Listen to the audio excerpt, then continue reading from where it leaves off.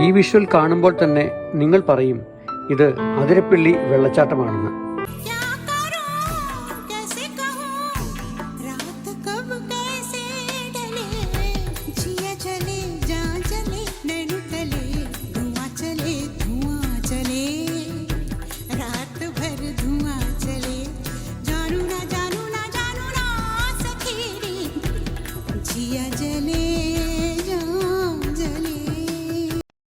ചാലക്കുടി പുഴയിൽ 80 അടി ഉയരത്തിൽ നിന്ന് അതിശക്തിയായി താഴേക്ക് പ്രവഹിക്കുന്ന ജലപാതം. ഇത് അതിരപ്പള്ളി വ്യൂ പോയിന്റിൽ നിന്ന് പകർത്തിയ ദൃശ്യമാണ്. ദിവസവും ആയിരക്കണക്കിന് ടൂറിസ്റ്റുകൾ ഈ അത്ഭുത കാഴ്ച കാണാൻ ഇവിടേക്ക് എത്തുന്നു. വ്യൂ പോയിന്റിന് തൊട്ട് മുകളിലാണ് അതിരപ്പള്ളി ടൗൺ എന്നൊന്നും പറയാനില്ല. ടൂറിസ്റ്റുകൾക്ക് ആവശ്യമായ സാധനങ്ങൾ വിൽക്കുന്ന ചെറുകടകൾ, 5-6 ചായക്കടകൾ, അത്രയേ ഉള്ളൂ. ഇടയ്ക്കിടെ വന്നുപോകുന്ന KSRTCയുടെ ബസ്സുകൾ കുറച്ചു നേരം അവിടെ നിർത്തിയിരുന്നു. ഇവിടെ അതിരപ്പള്ളി വെള്ളച്ചാട്ടം കാണാൻ എത്തുന്നവർക്കായി ഫോറസ്റ്റിന്റെ ടിക്കറ്റ് കൗണ്ടർ പ്രവർത്തിക്കുന്നുണ്ട്. ഒരാൾക്ക് 50 രൂപയാണ് ടിക്കറ്റ് ചാർജ്. ടിക്കറ്റ് എടുത്ത് എൻട്രൻസ് ഗേറ്റിലൂടെ മുകളിലേക്ക് നടക്കണം.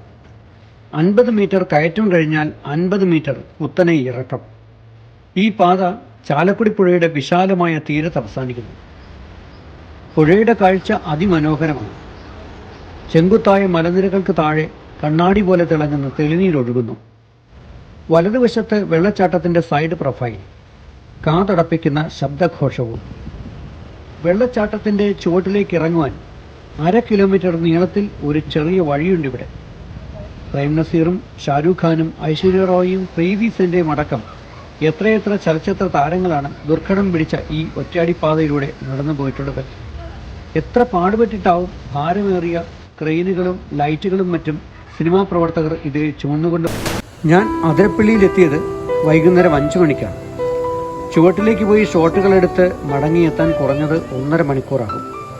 അപ്പോഴേക്കും പകൽ മാറി ഇരുട്ട് പരന്നിരിക്കും. അത്തരം വിഷ്വലുകൾ എടുത്തു കാണിക്കുവാൻ കഴിയാത്തതിൻ്റെ സങ്കടം ഇപ്പോഴും തീർന്നിട്ടില്ല എനിക്ക്. ഇത്രയും ഉയരത്തിൽ നിന്ന് നോക്കുമ്പോൾ പോലും സുന്ദരിയാണ് അതിരപ്പള്ളി ജലപാതം. പറമ്പിക്കുളം, ഷോളയാർ, കാരപ്പാറ, കരിയാർകുട്ടി, ആനക്കയം എന്നിവ ചാലക്കുടി പുഴയുടെ 5 പോഷക നദികളാണ്. ഇവയിൽ വെള്ളച്ചാട്ടങ്ങളുമുണ്ട്. അതിൽ പ്രധാനം അതിരപ്പള്ളിയാണ്. ഇവിടുന്ന് അങ്ങോട്ട് ശാന്ത സ്വഭാവം കൊണ്ടൊഴുകുന്ന പുഴ ചാലക്കുടിയിലെത്തി സമതലങ്ങളെ ഹരിതാഭമാക്കുന്നു. വേനൽക്കാലമായതുകൊണ്ട് പുഴയിൽ വേണ്ടത്ര വെള്ളമില്ല. ഞാനിവിടെ വന്നത് മഴക്കാറുള്ള ദിവസമായതിനാൽ ദൃശ്യങ്ങൾക്ക് വേണ്ടത്ര മിഴിവ് കിട്ടിയതുമില്ല. ടൂറിസ്റ്റുകൾ ഒട്ടുമുക്കാലും മെലിഞ്ഞ പുഴയുടെ അടിത്തട്ടിലെ കൽക്കുഴികളിൽ കളിച്ചുല്ലസിക്കുന്നത് കണ്ടു. മഴക്കാലമായാൽ എന്തായിരിക്കും ഈ വെള്ളച്ചാട്ടത്തിൻ്റെ അവസ്ഥ എന്ന് ഞാൻ ചിന്തിച്ചു. ഓർക്കുമ്പോൾ തന്നെ പേടി തോന്നുന്നു.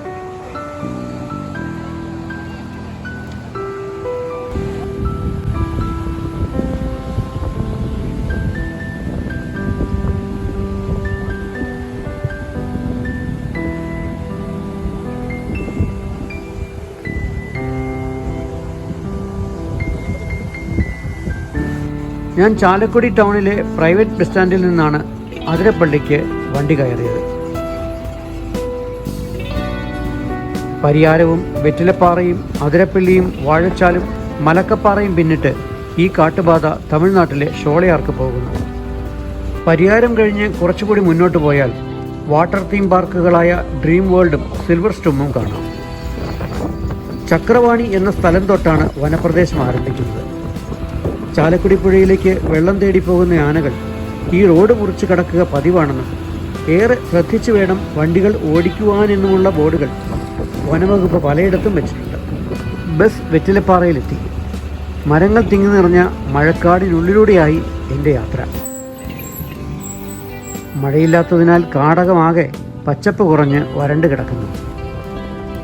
ചാലക്കുടി തൊട്ട് അതിരപ്പള്ളി വരെയുള്ള 30 കിലോമീറ്റർ ദൂരത്തിലും ചാലക്കുടി പുഴയ്ക്കൊപ്പമാണ് നമ്മുടെ യാത്ര.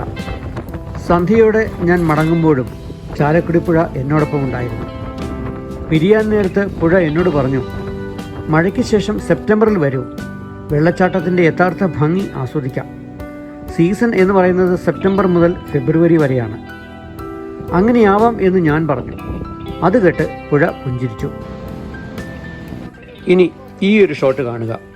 കാടാണ്, ഇവിടെ പ്ലാസ്റ്റിക്കിന് നിരോധനമുണ്ട്. ബാക്കി നിങ്ങളുടെ ചിന്തയ്ക്ക് വിടുന്നു.